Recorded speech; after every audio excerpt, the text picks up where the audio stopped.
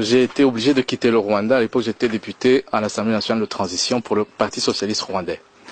Mais quelques mois avant, j'ai eu l'occasion, c'est peut-être une chance, d'assister à une séance au cours de laquelle l'ancien président de la République, Pasteur Bizimungu, est venu nous expliquer les raisons pour lesquelles l'armée rwandaise était au Congo, au Zaïre à l'époque. Il a amené avec lui une carte et il nous a expliqué dans une séance qui était à huis clos jusqu'à quel niveau le Rwanda précolonial pouvait être délimité.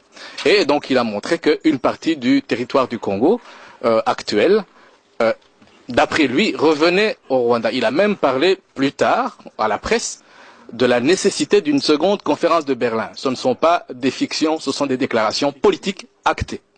Deuxième chose, en 1998, j'ai eu l'occasion de discuter avec des diplomates ici à Bruxelles et des académiciens, des universitaires belges.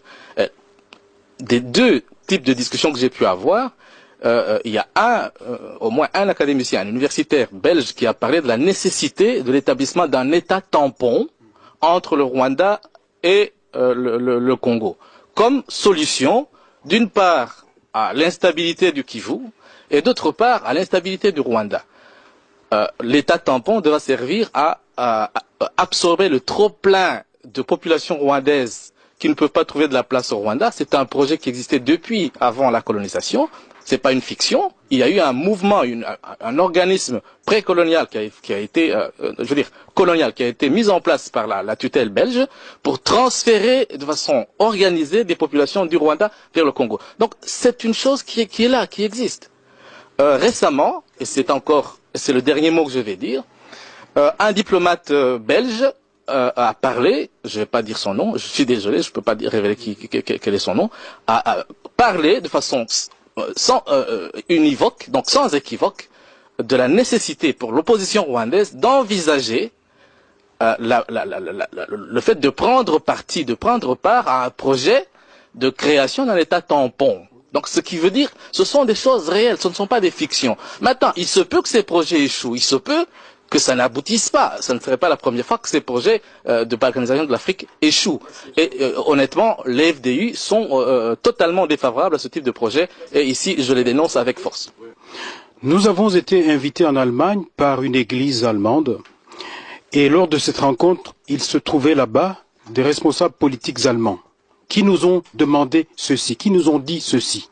J'ai écrit ceci, ce que je vous dis, je l'ai même déjà écrit dans un livre, c'est vous dire que j'assume parfaitement ça. Ils nous ont dit que si nous, société civile du Sud Kivu, étions prêts à aller jouer auprès de notre population ce rôle-ci, d'expliquer que si nous acceptons que le Kivu soit rattaché au Rwanda, l'Allemagne et l'Europe sont prêts à faire un plan Marshall pour le Kivu. Ce n'est pas de la fiction, monsieur. C'est vrai que peut-être que de nouveau, comme on l'a dit tout à l'heure au niveau géopolitique, les Rwandais ne sont pas forcément à la base de ça. Mais ceux qui tirent les ficelles, ils veulent ça. Quand on parle de Nkunda, aujourd'hui, Nkunda dit qu'il a 350 000 réfugiés qu'il doit réinstaller. Où?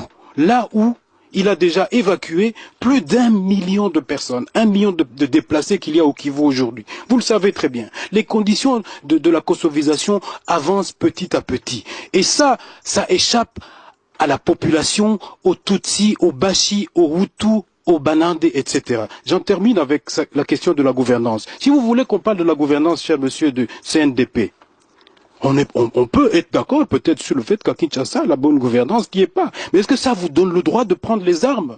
Est-ce que ça vous a donné le droit de ne pas participer au processus électoral? Non, parce que vous avez un plan qui est bien déterminé. Ce qui nous présente la guerre au Congo comme une guerre ethnique, c'est celle